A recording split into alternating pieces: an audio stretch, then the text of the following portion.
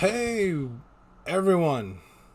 Welcome back to the Heretic Circle channel. It is I, Jack, and this is my long-awaited review for Rob Zombie's The Munsters.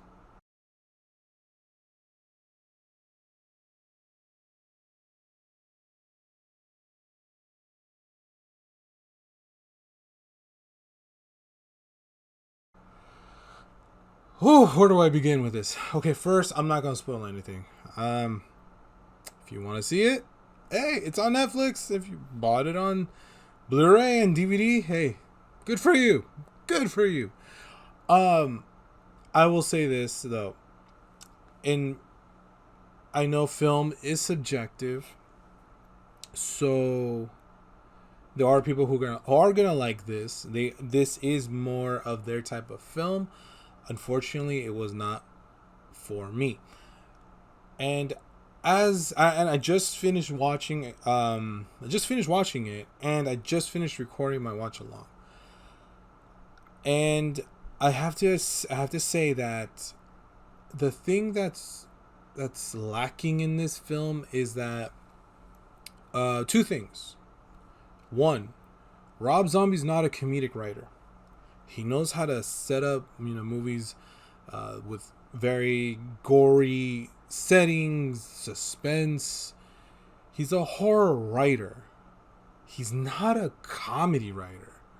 So what he's doing is he's taking the Herman Munster character and he's trying to do his best to do those bad dad jokes really that Herman Munster would do and pun jokes, but it just falls flat.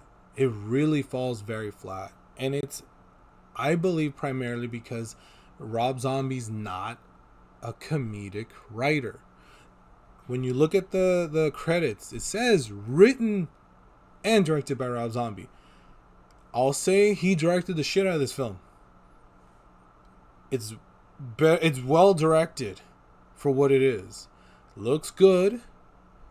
Very bright. Very, very bright. The neon greens are like there. The high contrast reds are there. It's very bright. Very, very bright. But and the cinematography is good too. I think it's good. He shot it very similar to what I guess his version of the Munsters TV show would be like. But it falls apart in the writing, in the dialogue. He is not a comedic writer.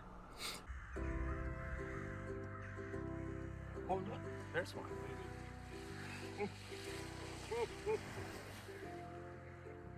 Second thing, the Munsters, from my memory, from what I can remember, they had a laugh track. So when those jokes that were actually pretty well crafted because the show had writers, comedic writers. So when here the joke is set up and executed, it falls flat because I think what would have helped was a laugh track. A laugh track would have covered up how not so well written those jokes are, or even how not so well executed they are. I think a laugh track would have helped. So I think this, if someone re-edits this whole movie to add in a laugh track, I swear I think it's gonna be more enjoyable. If you watch if you watch my watch along, you're gonna notice me bored, suffering to get through this film, and its pacing is not that good. The idea of, because there's two stories in this. One is this is the origin of Herman Munster and Lily coming together. But there's also this other story involving Lily's brother. And it doesn't seem to work Really? It really doesn't. So, and even at one point, I mentioned characters change. So I'm not gonna spoil anything. I suggest you watch it for watch it if you enjoy it. I envy you because I didn't enjoy it. I will say it's well directed. It's well not acted. No, it's not well acted. It's well shot, well set up, cinematography, colors, everything. The acting isn't that good. I mean, Sherry Moon Zombie she's trying her best to be Lily, and at times she can pull it off, and other times she just can't. Because what stops her is her vocal performance. Sometimes it's a little shaky, and sometimes it's not shaky. So it goes in and out, and it's inconsistent. Whose performance was really good is actually who they call the Count, Daniel Roebuck, which is Grandpa technically. He was the closest thing to the original in tone, in speech pattern, even executing the jokes. So he didn't bother me at all. In fact, I think he saved the film. He saved a lot of the experience. But Jeff Daniel Phillips, who plays Herman Munster, I mean, he tries. It's just, I mean, no one could live up to the original. But, I mean, he tried. It's just that his voice and attitude just, it didn't gel. It didn't work for me. So, but, yeah, that's the Munsters. And I will say, if you're a fan of the show, give it a shot. But if you're not really a fan, avoid this like the plague.